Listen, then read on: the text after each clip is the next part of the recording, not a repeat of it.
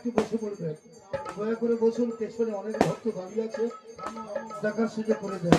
এই নীলা, এই নীলা হচ্ছে বৃন্দাবনের নীলা। নীলা হচ্ছে কংসের কারাগার থেকে ভগবান শ্রীকৃষ্ণ নন্দালয়ে গমন করছে। কেন গমন করলেন?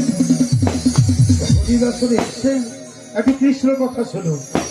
ভগবান শ্রীকৃষ্ণকে নিয়ে কেন নন্দালয়ে গেলেন না, দেখুন বসুদেব এবং দৈবকী সপ্তম গর্ভের সন্তানটুকু তুলে আছাড় মেরে নষ্ট করেছেন কংস। অষ্টম গর্ভে আসছেন ভগবান শ্রীকৃষ্ণ। দৈববাদী হল, ওরে কংস, তোদের বলি বধূবে যে গোকুলে বাড়িছে। তাই রাতারাত্রি দৈববাদী হলো কংসের কারাগার থেকে ভগবান শ্রীকৃষ্ণকে নিয়ে নন্দালয়ে যাচ্ছেন।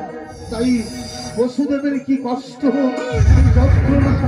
তাই বসুদেবকে আপনারা কিছু অর্থ দিয়ে সাহায্য করুন।